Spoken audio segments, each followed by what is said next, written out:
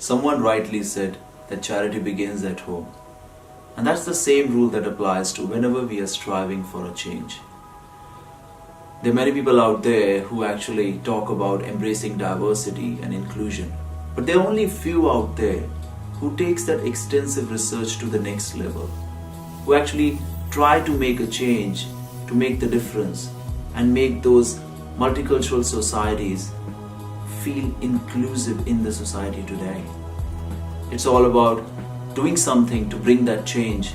It's all about working towards the revolution that remarks a difference for the upcoming generations to follow that extensive research and know the history where we are coming from. So today we celebrate two such significant personalities, Crystal Jordan and Len Kenna, who have done this extensive research in multiculturalism in multicultural Australia, who talks about embracing diversity, not with the just interviews, but also with the deep research that they have done. Let me not talk too much about them and let them talk to you themselves. Let me introduce you both, Len Kenna and Crystal Jordan.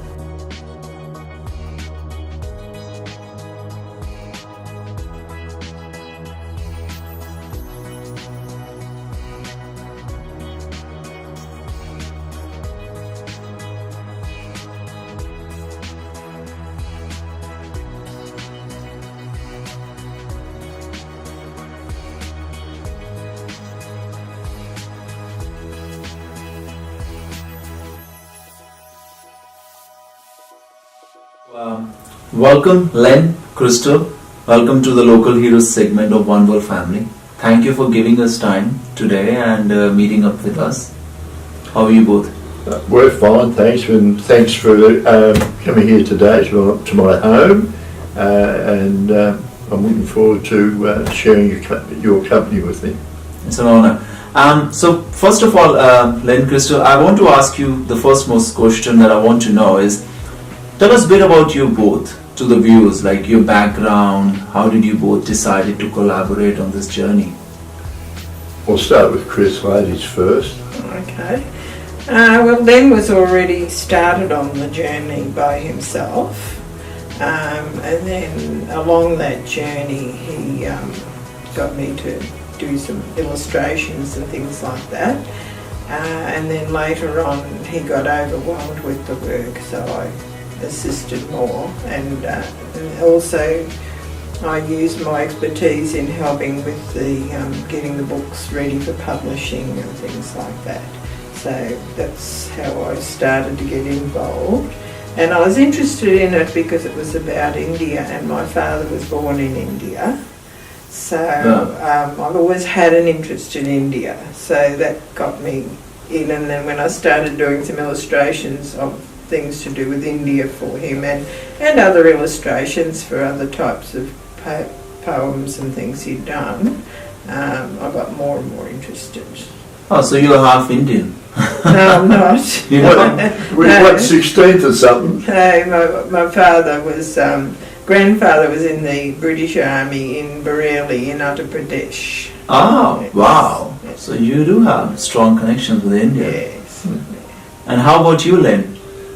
Well, I was brought up surrounded by Indians and ethnic people. I come from Hamilton in Western Victoria, and Hamilton's regarded as a snobby sort of town.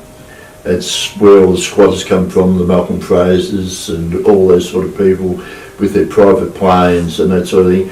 But basically Hamilton was settled by Scots and Germans, and there was a town outside of Hamilton about 10 miles out, and that was German, and they spoke German. The street names are still German. Massive Lutheran church, and that's similar right across Western Victoria. It goes up to northeast Victoria, Adelaide, and it even goes, the Lutherans even go up to there.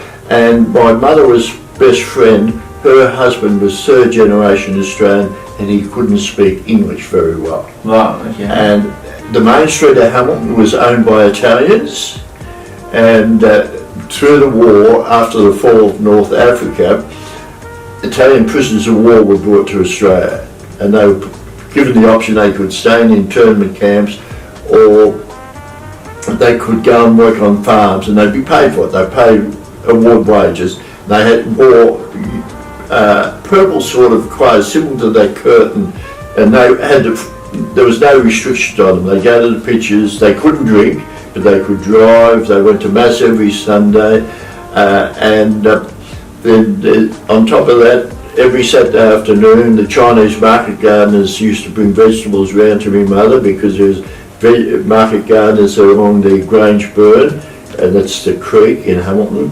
And then also the Indian hawker used to come, and he used to, most Saturday nights, he'd cook our evening meal and tell stories about India. Nice. So coming to the Indian hawker, I don't want you to go too much depth in the first question. I want to know more about that in a minute. Yeah, okay, yeah, but so, chop out what you don't want. Yeah, I know we won't chop out. Now, when we come to your research, or for doing a good research, it do take oodles of years, as well as the hurdles in between.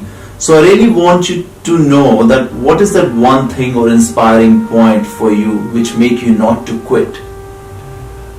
Well, it's two things. One, probably ego, but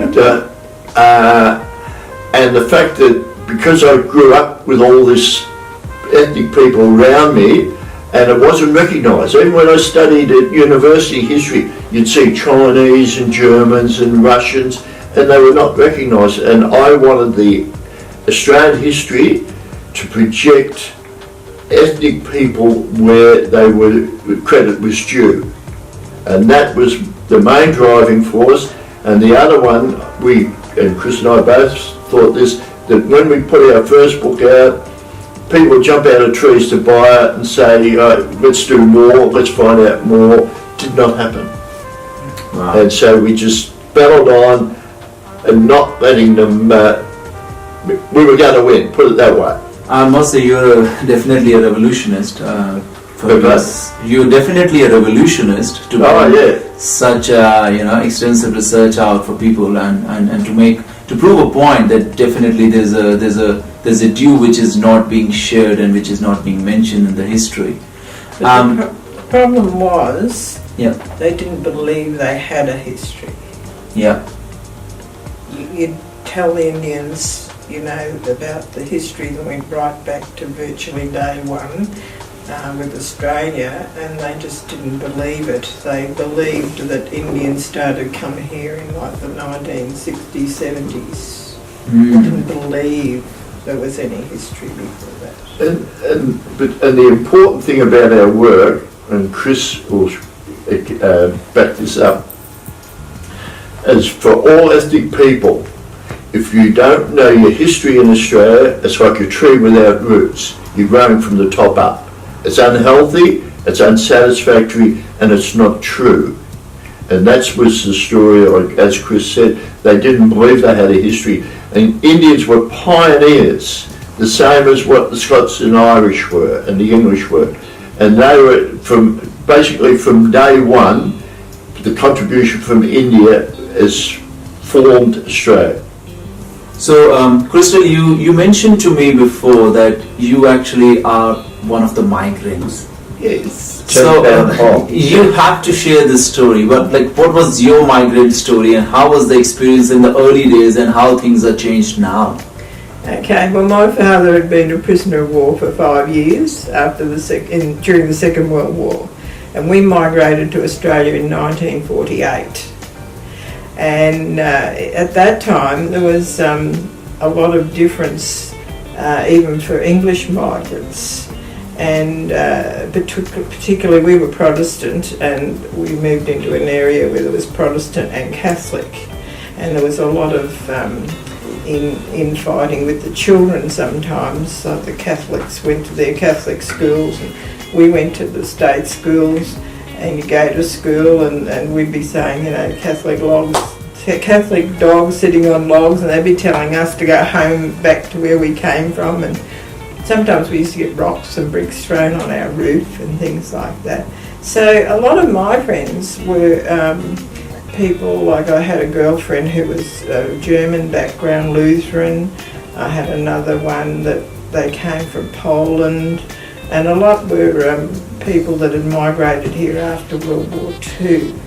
So I had sort of a migrant background as well, so I understood that people need to feel at home when they come to Australia and be able to settle in. And my only roots here were we had an uncle that came in 1928, and he was on a dairy farm in North Queensland, and that's where we went to start with, and then we went to Brisbane. So he had a lot of trouble too on farms, and that he was trying to learn about farming, but he was a labourer, and he used to get belted up a lot by the station masters and things like that, because he was from England. So. We didn't like pommies. They didn't like pommies. Australians didn't like pommies. Shit. I didn't even know the word pommy before I came here. But anyway, it made me a better person, and I felt that if you don't have some sort of adversity in your life, you don't strive to get anywhere. And not only that, it makes you want to finish things off and to work at things. True. So my next question is for both of you. Like, on the basis of your book, Are Indians an Ethnic Minority? Is a beautiful exemplar of your writing. What made you write this book, or any story? What made you think to write such an iconic book?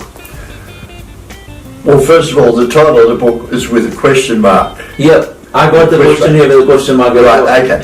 And that was a question because nobody believed they were on equal footing as pioneers to, as I mentioned, the Scots and the English. And so when we were commissioned to write that book by Multicultural Victoria, we posed that question so that when we done the next volume, the answer would be yes, they are not an ethnic minority. But we've got about another 6 books to go before we get to the last book. But the reason I wanted to write the book was to document all the research, my upbringing, because I'd lived with hawkers, I'd lived with the horse trade to India. I was surrounded by Indians from my childhood up. I had a fascination with India. All the good English poets went to Kashmir, and my favourite book, Lala Rook, is about Kashmir. And so it was just, and my grandparents went to India on a painting tour, and when I went to their house, they had paintings of Lake Dal in India. So it was just, I think it was just predetermined premonition that it had to be that I had to write the right book in Australia about Indians. It was predetermination. Really good, nice, thank you. So the Ample of Research and Writings. This question is for you, Crystal. Ample of Research and Writings on the pioneers of Indian history. Can you name any one among them that you really admire, or whose work motivated you the most, and why? Any of the ones we've researched? Yeah. Oh my goodness, there's so many. We didn't really research off books. It's all official documents in newspapers. What we've researched, well, you're talking like a biography.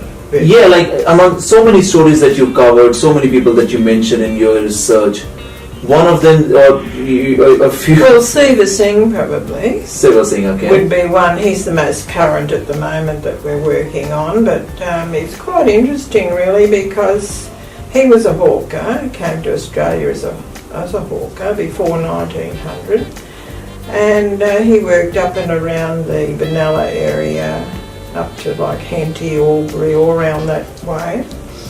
And everybody just thought he was a simple hawker. They didn't realise that he actually was quite a wealthy man. He amassed an awful amount of money and quite a few homes and land. And he actually challenged the right for Indians to vote in 1914, 1915. Wow. Because he went to vote and he'd been struck off the register because of the White Australia policy. And he challenged that, and he took it to the High Court. and his name was reinstated in about 1923. So it wasn't just a simple hawker. Can I clarify that a little bit? If you were living in Australia before 1901 and you had registered to vote, you were entitled to vote after 1901 with the introduction of the White Australia policy. Yeah. Siva Singh voted up until 1915 on the Australian electoral roll, and an official crossed his name off, and he took that to the High Court on behalf of all Indians to have, so that they, because they were British subjects, to have the right to vote in Australian elections, and he lost, but then he was reinstated in 1923. It was for a migrant to take at his own expense to the High Court was a monumental task and very expensive, and he done it and very few people knew. I Not know, very many people know about that. It's amazing. I mean, me becoming myself from an Indian background, I don't think I've heard of this story before, and now listening to the story from you both makes me feel, wow, I actually want to know more about this gentleman. And he was also the local priest. Yeah. And that's why the wagon that Haji Radio has will be publishing shortly, that's why that's so revered, is because that carried the Grand Sahib. Okay. And we're preserving it. So he was the priest, and he was thought of by the Indian community in Australia at that time as a leader of and spiritual leader of their community. Amazing. So in his duties as acting as a priest for the Sikhs, in 1920, one of his friends named Hume Singh died, and there was a cremation at Wangaratta that Siva organised and read the rites, and they did not have a Granth Sahib in Australia at that time. So they did not read an Akampath at that time. He died in the January. So they waited for the first Granth Sahib to come to Australia, and it arrived here in December. They read the Akampath for Hernam Singh in the December at Siva Singh's home. And that was the first reading. And that would have been the first reading of an Akampath in Australia. I mean, this is their religion then coming to Australia. It took to 1920, and most of these Indians that started coming, in the 1960s, 70s, 1860s. Yeah, I must say, I myself come to Australia in 2007, and I see a huge difference in the last 10 years, the way Indians are being looked at, or the way the multicultural communities are being looked at, if I just don't talk about Indians, but all the wider Australian communities. So if my next question to go for both of you is like, multiculturalism in Australia in today's date is widely celebrated. However, there is still a need to many wider communities to understand and embrace the cultural change. What you think could be done to embrace this diversity more and more? If you're talking about, since you guys have both done so much research on the past, and you have seen a different face of multiculturalism in the history to the multiculturalism we have today. That time, the multicultural communities were fighting for their voting rights. Today, you yourself having a guy coming from a multicultural community sitting here interviewing you. So this change that you have seen, but do you still think there's something still missing? Oh yes, definitely. Because as I said, it's my passion to have ethnic history, what they call ethnic history now, to be Australian history, and the contribution of Kosciuszko discovering the largest mountain in Australia, the discovery of the southern coast of Victoria by Indians, not George Bass. That should be taught in schools. It should be taught in universities. It's not. And that applies for the Chinese history, to the Greeks, the Italians, German, 10% of the population in Victoria was born in Germany in the 1870s. All that and all the rich culture of all these groups should be taught in schools, should be brought out by Multicultural Victoria to the greater community, so that not only the broader community but each ethnic community can then embrace their own history and say, wow, we didn't know we contributed that much. I'm reading a book on Ronnie Barassi, the footballer, and he was Italian. His parents escaped persecution in Italy and went to Switzerland and then migrated. That was in the 1850s. The goldfields were Italian. Nobody knows, and that's where the weakness with multicultural at the present. It should be taught in schools and it should be broadcast, and there should be programs explaining the ethnicity and the cultural mix of Australia. And not only that, I think we need to know that you need all those hard knocks when you first come here. Because if I would just, even though it's probably not as hard for me then as it is for a lot of migrants now, but I think that if you don't have a little bit of that trying to fit in, and you just take everything for granted, you don't settle properly because there's no effort. There does have to be an effort when you come from another country to find out what the country is you're in, what the history is, what might have happened from whatever ethnic background you are. Did those people come here before? What did they do? And that helps you to settle in. You have a history then. But if you just come here and think you're the first one here, True. it doesn't work. You have to find out what happened before. And I've seen in individual cases and in the Sikh community and the Indian community in general, a sense of ownership, a sense of confidence. And that's come with a friend of ours whose grandfather came here. Chris found him at his grave, and he's a taxi driver, and if anybody says anything to him, he says, I'm third generation Australian. And his personality changed, and his ownership of Australia has changed because he now knows that he's got roots here. And that's the most important thing. Beautiful. Thank you so much to both of you. I must say I'm going home with a lot of knowledge in my heart and knowledge in my, somewhere in the back of my mind, where I'll be sharing this with the wider communities that I will come across, because I think I have a lot to learn now. And there's a lot that I would like to research through your books and study more about these wider communities and this history of India and Indians in Australia, which I never knew about.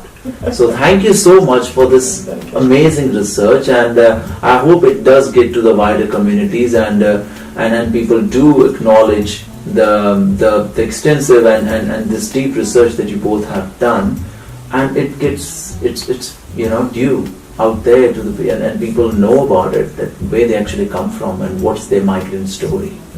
So thank you to both of you for talking to us. Thank you, Puneet. When you do a thing with your whole soul and everything that is noble within you, you always found your counterpart. You both are those counterparts for one another. Thank you for talking with us, Len and Crystal. It's been an honor to know you both and the story that you have been researching on. We hope that the world learns from people like you, and there are more and more people like you who are embracing diversity and researching on cross-cultural bonds and ties and the history to bring people closer.